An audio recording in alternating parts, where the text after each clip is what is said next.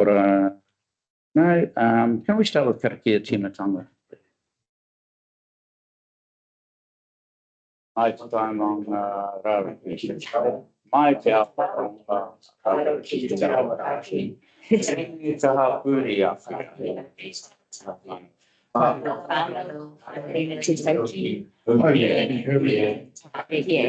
Thank you. And thank you all for being here, those that are here today. A little bit on the agenda, but this being an additional meeting, it is an important one. And hopefully from here we can progress with you. Right. So starting with apologies. Councillor Williams and Ailing. I do have a question. Councillor Williams, has he given a reason? No. Move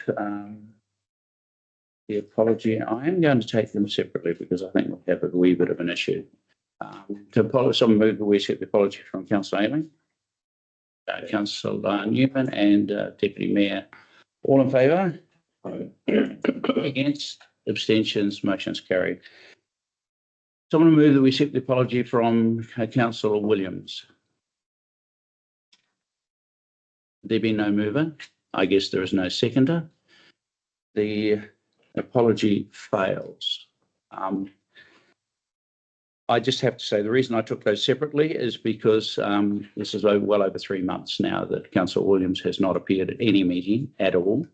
And I have not had an email or a personal message at all as the Mayor to explain what is happening. If I'd had such a phone call, email, expression of precisely what it is that Councillor Williams is going through, that's kept him away from all meetings for over 3 months, I would have a different view, but I have not. So I take it from there being no mover and no seconder that the council feels likewise. Therefore, Councillor Williams' apology is not accepted. Moving on, conflicts of interest declarations. Are there any conflicts of interest to be declared? There being none, we shall move to public forum. No public forum. Thank you. Discussion item 5 is mute. Youth Council views. Do we have anything? Superwoman. Apologies from them. Yeah. Good. When are they meeting next? Give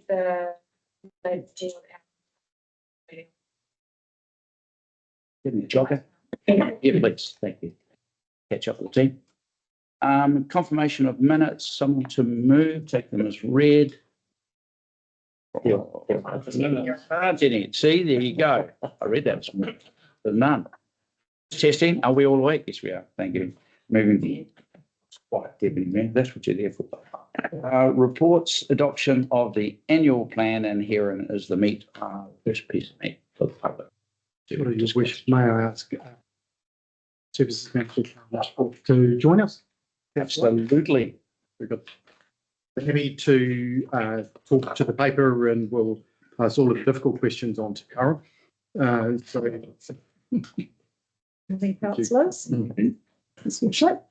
Got it. So following our May meeting, you asked us to go away and look at making one minor change to the proposed draft annual plan, which was deferring for 1 year the depreciation increase in waters. So that's stormwater, wastewater, and also water supply. So we've done that and recalculated the rates. And as part of doing that, we have confirmed with legal advice as to whether or not that decision, which is inconsistent with our long-term plan, can be appropriately taken by council. And the answer is, for the reasons I've given in the paper, that yes, council is able to consider that recommendation. Obviously, when we pick this up again as part of next year's annual plan or long-term plan, we may wish to include this as a piece for further public consultation and for whether or not this decision is continued over into next financial year, or is made permanent, or is reset.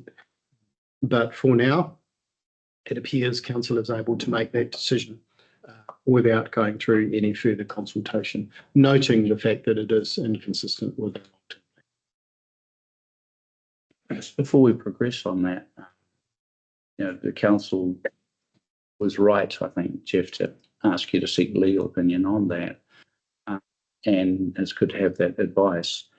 But I am, unfortunately, I've got my head full of LWDW and other people's annual plans and our own future post this triennium.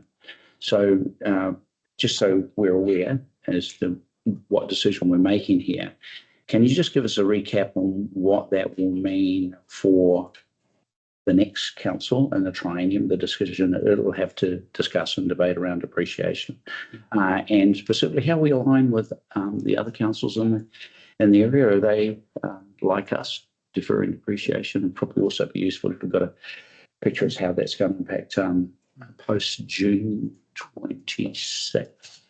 Yeah.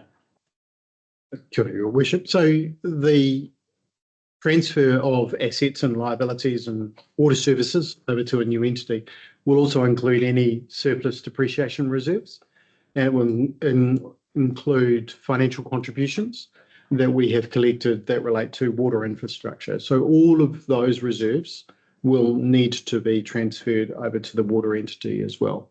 And that will be included as what we refer to as a net debt position. So we will have our gross debt, and then there will be a deduction of that gross debt for the reserves that we hold in either water's depreciation for renewals or those financial contributions. And so should we make this change, I anticipate that our water's depreciation reserves would be lower because we wouldn't be funding quite as much into that depreciation reserve. And so potentially our debt will also be higher at that stage. And I estimate, I don't think I included the estimate in there, but I estimate that to be somewhere between $500,000 and $700,000, depending on our capital program. So not material in terms of our total debt. The total water's debt is sitting at around $22 million, I think it is. So, so it's not significantly material in terms of our total water's debt. With regards our fellow councils, they will also be going through the same process of creating a net debt position and transferring that net debt. I don't know for sure how the other councils are treating their water's depreciation. I do believe that Marston and Tararua are funding most of their water's depreciation. I think Tararua have potentially not funded one of the uplifts due to revaluation. So I think there may be some challenges with revaluations. I think our neighbours to the south may have a much lower funding position for water's depreciation, but I'm not sure. They may not be funding it at all, but of that I'm not clear, and we would probably have to ask South Wairarapa. Okay. Thanks, Jeff. That's useful for me. I hope it's useful for everybody, just to give you a bit of backdrop as to where this will land next year. Yeah. So, do you want to speak? I think Jeff's actually managed to cover most of it. We discussed it previously, so it's just the change since the beginning we've made to the depreciation rate. But other than that, there was no other changes to the annual plan, and so no real change since we last met, discussed it. Round table. Questions, comments? Councillor New, thank you. Question about the implication. So when we do hand the water assets over to the entity, whatever it is, and if our debt is underfunded, what could come back to us? What's the potential implications of that? If council resolves to hand the assets over to a water entity, from my initial estimate, our debt is the lowest of the 4 councils that would participate in this entity. So I see if anything changes, we will be the least impacted because our debt's the lowest, both in proportion to to the revenue that we would contribute, and also in terms of actual quantity of debt. So you don't see a risk of them coming back to Carterton wanting more funding in that space that would then potentially have to be shared over the whole of the Carterton region? I think if council resolves to transfer it to the water entity, it will be a complete break. I don't see council funding once the transfer has occurred. No. And so further to that question, I see on the paper you've basically said there was no risks. When we go down to risks, no specific risks identified. There must be some risks involved in this decision. And I just want to make sure that they outline clearly to the table, because I'm just not super comfortable saying there's no risks when it hasn't gone to a risk and assurance committee. It's come to us. And I just feel like something's missing. I think the challenge is this balance between it's either funded through rate or if we don't have sufficient rate, we fund it through debt. Now, all of our capital works for growth are funded from debt anyway, and our capital works for improved levels of service are funded from debt. It's only a portion of our capital works for renewals that are funded via depreciation, i.e. via rates. So there are risks, and I've tried to identify the risks in terms of there will be an increase in borrowing. That won't occur necessarily in next year's annual plan. That's more than likely to occur in the following year as we bring the debt on board. So you are correct, there is risks with increasing debt. It's not significant or what I would consider material. This is a 1 year decision, and it can be reversed. I think that's really important to know that the new council will be asked to reconsider this in March or February next year as part of our long-term plan, part of our annual plan and public consultation. Kia ora, Joel. Welcome you here as well. Thank you. Councillor Lawrence. Well, it does seem to me that the balance of the probabilities are that the water's assets and any future depreciation cost will be passed to either an entity that we control or one that we control 20% of. So I don't necessarily see that the decision the future council has to make includes at all. That makes sense. Councillor. We haven't made a decision yet on. No. So there's been no decision has been made yet about whether or not we are joining a water entity. And from my point of view, I think I'm looking at it as in what's right in front of us and what we're dealing with in the nose. Yeah. And like Councillor Newman, I'm concerned about potential risks of deferring. And I know that we've had many conversations around this table about previous councils having deferred things in the past. And now this council is having to deal with things that have been deferred. And have a little bit of a conscience about, are we doing the same thing for future councils by deferring this? Are we now delaying and just going, not on our watch, but we'll let somebody else deal with it in the future? I'm in a little bit of a quandary on that. You do have an annual plan prior to that entity coming into being, and as Councillor Lawrence says, it may well be you own that entity outright. If that be the council's decision down the line. I guess what I would, and elbow me if I'm slightly out of queue, please, Chair. What I see is a continuation of what we've done, this council has done, and yet the council has managed not only to keep ahead of other councils in terms of its three waters infrastructure, but it has also been brave enough to go ahead and expand and buy another farm and keep the expansion going. I think what is great, and that's why I appreciate your questions, Councillor Newman, is that you are watching and you have that concern. And I think it's good to note that. And I think it's good to have that front of mind when one makes the decision. But we have been operating on the basis of 50% depreciation for some time, and we have been managing the risks. And not only have we managed the risk, we have moved forward.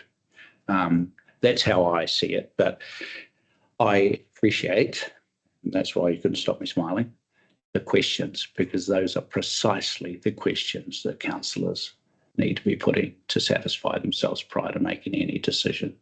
Councillor Deputy Mayor, will you? No, you've covered it. Yeah. I have another question that's Yeah. different. Thanks, Mayor. Yeah, I can understand the logic and the deferral, and obviously the deferral of the depreciation and the impact that it was going to have or could have had on the urban people that are connected to the water system. But to me, it's a bit like not paying off all your credit card debt at any one time. Sooner or later, it catches up. And as Ron said, we have managed that okay, and that's really good. But yeah, as I say, sooner or later we're going to have to catch up and tackle the problem, and whether it's for the next triennium or not. My main concern is basically that we follow the requirements of local government Section 80. We've got to do that, and next year, if we have to consult, we do, and perhaps we'll get the true answer then from the urban ratepayers that are affected. But yeah, as I say, I do understand the deferral. Councillor Newman. Just a question, when you were saying we've done 50% for a long time and it's been fine, why was it being proposed in the long-term plan to go up to 75 and then 100?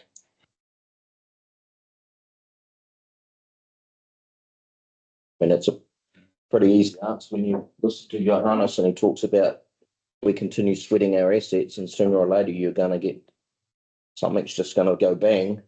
And all of a sudden you've got that massive debt on us at that point. So we can keep taking that chance or we slowly move onto our renewals quicker and quicker because we're taking depreciation. So we're making the decision to keep it at 50, we are crossing our fingers and hoping for the best. Pretty much.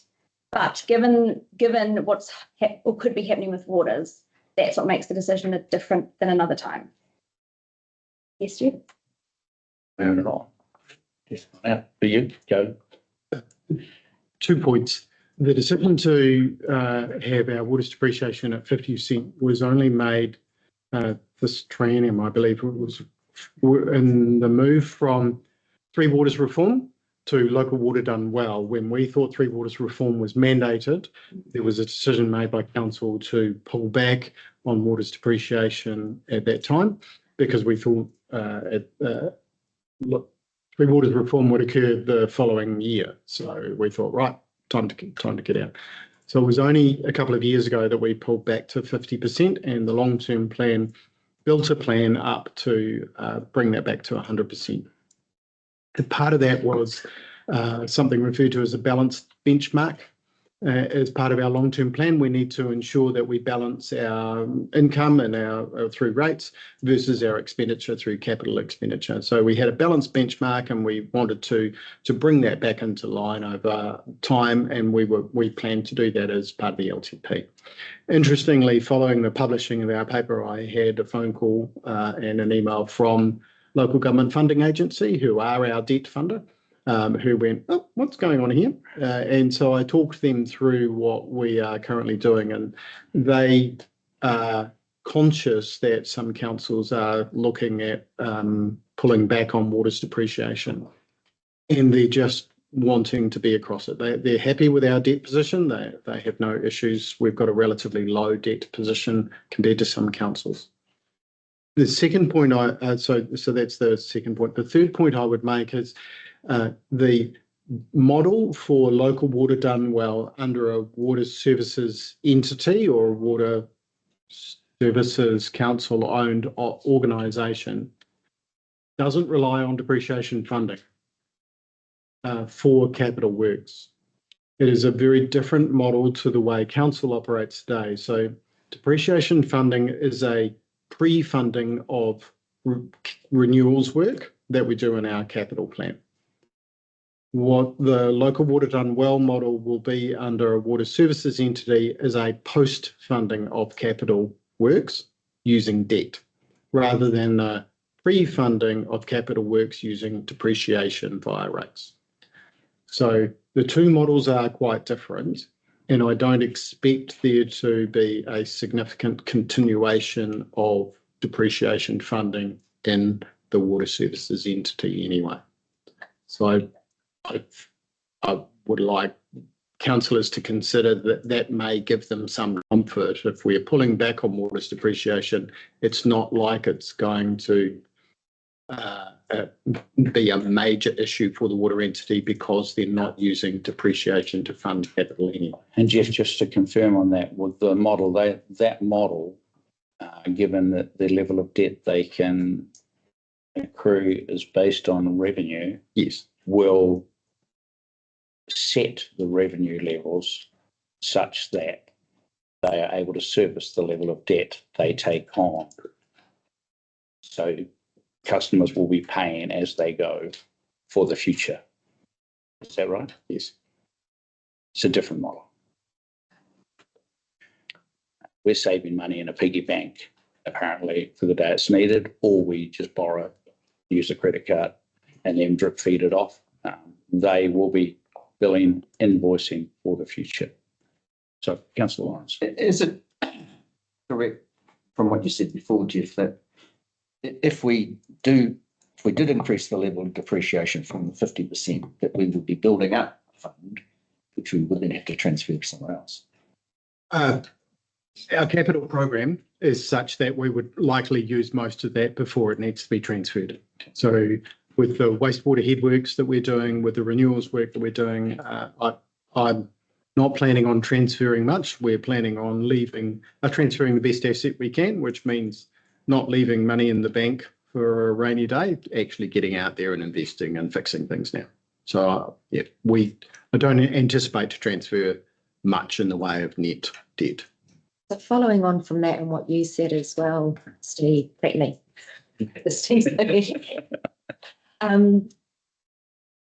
then because we have been sweating our assets for some time, and yes, across the wider Wairarapa, our water assets are in a good position.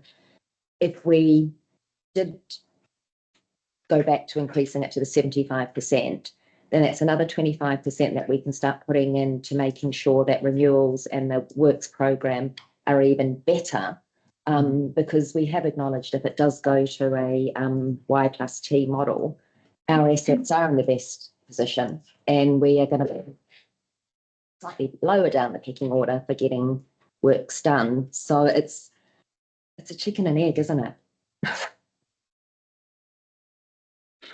It's a bit of that. And I guess some of those conversations, that level of chicken and egg will be debated and discussed in negotiations down the line. But I think that fundamental principle that this council set right at the start of the triennium, which is look forward, cover the rainy day, get our assets to the best state that we can affordably do, was a sound decision by this council, I think, and you've adhered to that.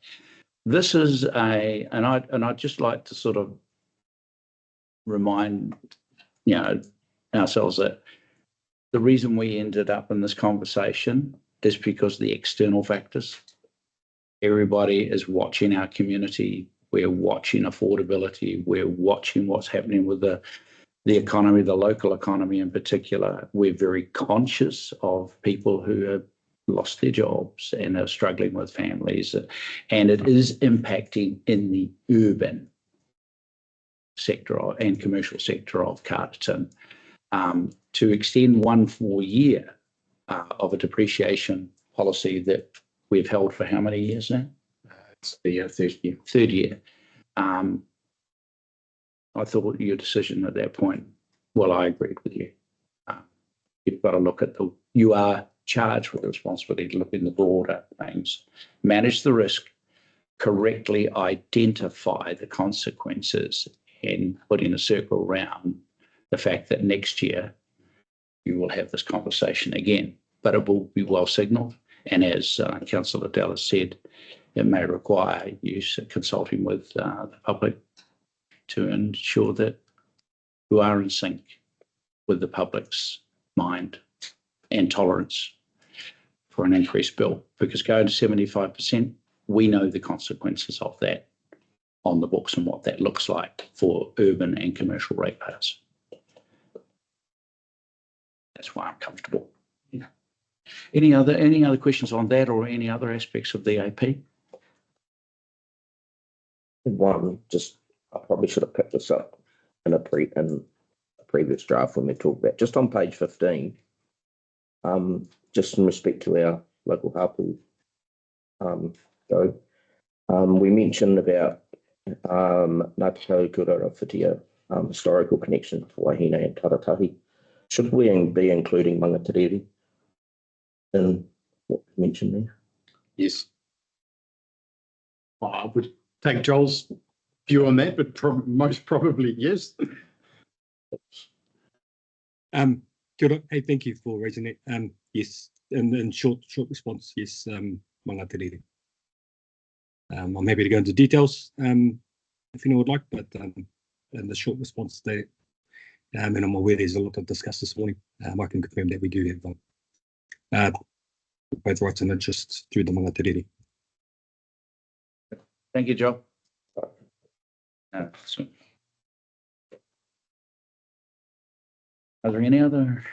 Yes, Councillor Lawrence, please. Every time I look through these figures, I see something I haven't seen. I was struck with the election. I like you. The election contingency fund.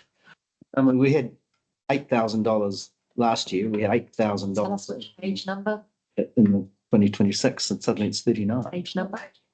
It looks to me like 38 on the. Are we expecting a problem with the election this year? What we do is each year we put aside some funds and then we bring it forward into the election year. Right. So we do for the elections coming up. So we put money away for it each year. And it costs quite a bit. But we didn't have it in the long-term plan. Yes, Yes, it would it would have been in the long-term plan. $8,000. Well, we would have accrued $8,000 a year, and so Okay. It could have been in there. Probably would have seen it. Okay. Well, no. We- 2026. we also hold a reserve, election contingency reserve in the event that there is a by-election. We do hold some of those funds for that reason. Result. Are there any other questions? Okay. So then if we're comfortable, let's move to the recommendations on page 9. Someone move, we receive the draft annual report. Councillor Cherry Campbell moved and seconded by Councillor Steve Gallen. All in favour? Aye. Against? Abstentions? The motion is carried. Second notes, changes made to the second year of 24-34 LTP have been reflected in the draft of 24. I will take these separately, team, if that's okay. Someone to move recommendation 2, please. Councillor Della, seconded. Councillor Newman, all in favour? Against? Abstentions? The motion is carried. Recommendation 3 notes the deferral of the increased ratepayer funding of waters depreciation for 50 to 75% for the 25-26 fiscal year as consistent with the 24-34 LTP. I will move. Seconded by Councillor Lawrence. All in favour? Aye. Against? Abstentions? Motion is carried. Notes the deferral of the increased ratepayer funding of water depreciation can be considered by council without the need for further consultation. Moved by Councillor Lawrence, seconded by Councillor Cherry Campbell. All in favour? Against? Abstentions? Motion is carried. Recommendation 5, notes the council will consider further the public consultation of deferring ratepayer funding of water depreciation in 2026. Moved by Councillor Della, seconded by Councillor Newman. All in favour? Aye. Against? Abstentions? Motion is carried. Recommendation 6, adopts pursuant to Section 95 of the Local Government Act 2002, the draft annual plan 25-26, including the schedule of fees and charges as stated in attachments 1 and 2. Moved by Councillor Newman, seconded by Councillor Gallen. Was that okay, Councillor Newman? Yeah, that's fine. I was noting your strong questions. That's how I thought you might answer. Forgive me for preempting. That's fine. Signal. Councillor Gallen? All in favour? Aye. Against? Abstentions? Motion is carried.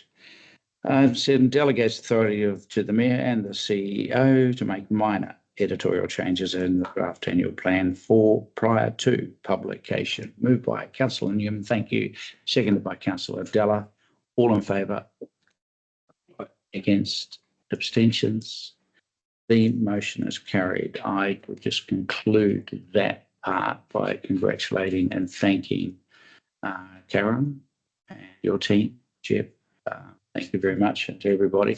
Council, this has been a difficult, challenging road, and that's reflected by the questions, particularly around that key decision on depreciation. I compliment you on your courage, and I compliment you on your empathy for your community. And good luck with 2026, because that will be the time. It may or may not be a moment of decision, depending on what happens between now and then. But look, congratulations to you all, and thank you with Aaron has gone into producing that. And thanks to the comms team. We look pretty good. You do, yeah. You know, you've got a big smile on. Smile. Thank you very much. Sorry? 70 page. Yeah, I'm going straight to that. Yeah. And moving to page 76. Find it. Right. Setting the rates for 28.2, setting the rates, page 76, or 2025, 2026. Karen, please. Yes, this setting the rates follows the adoption of the annual plan, and the rates are set through the rates model, and the output has been included in the annual plan. So this is the annual setting of the rates as outlined in the report. It's rather long, but they follow the rates calculations. It's very standard report. This is a consequence of your work. Traditionally, the deputy mayor reads it out word for word. And that's what I thought. Yeah. And today? In the real. Thanks.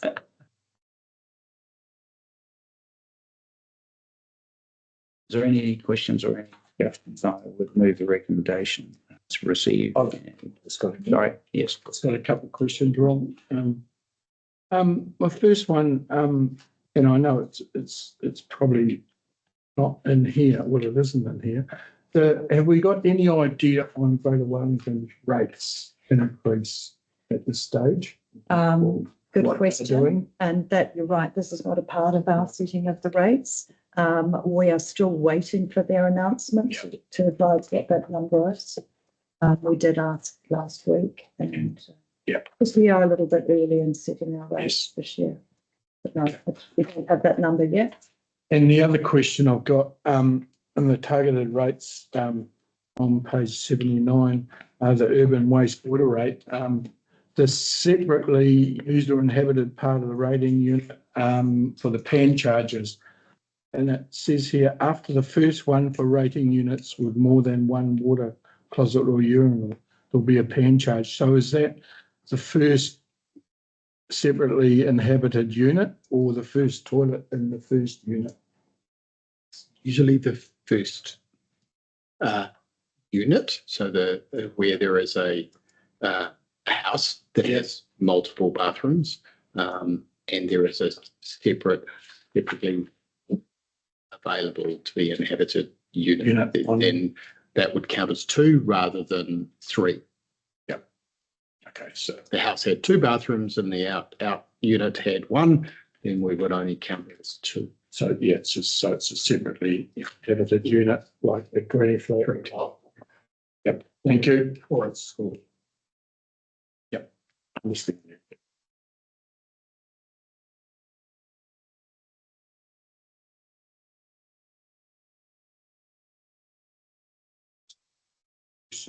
Any other questions? Points of clarification? We have a recommendation, which is essentially option 1. Receive the report and pursue 2. I'm going to read all of that. I shall pause. Sorry, can I just Yes, make a please. comment? Just to note, and on page 84, we clarify that we are going to 4 instalments. We're back to the previous regime. So last year, obviously through the LTE, we went to 3. So we are back to normal now. Okay. And the original rating that we continued, that was based on the LTP projection? Last Just- year, Yeah, yes, we set the rates at the beginning. Yeah, on the LTP. So you're talking rateable units. So we refreshed the rateable units as part of this annual plan. And the latest refresh of data that we had from QV, I think, was towards the middle of May, which was when we updated, but there hasn't been a significant amount of population growth. I seem to recall it's more likely 0.5% was a little bit, yeah, so it's not significant population growth. So there hasn't been a significant increase in the number of rateable properties. good. Someone to move? Or should I? Well, I'll move a recommendation. I will move the recommendation, option 1, and everything that follows under that, which I won't read out full. And a seconder. Second by the Deputy Mayor. All in favour? Aye. Against? Any abstentions? The recommendation is carried. Right, leave so. Thank you, Councillor. Thank you. So, thank you all very much, and that has been a serious lot of work. Public exclusion. Item 9. Probably going to get at this point. Already out, yeah. That's already out, yeah. I was terrible. It probably will just come back in public to close the meeting. Oh, okay. Yeah. I'll make it next time. All right. Okay. No problem. Thank you.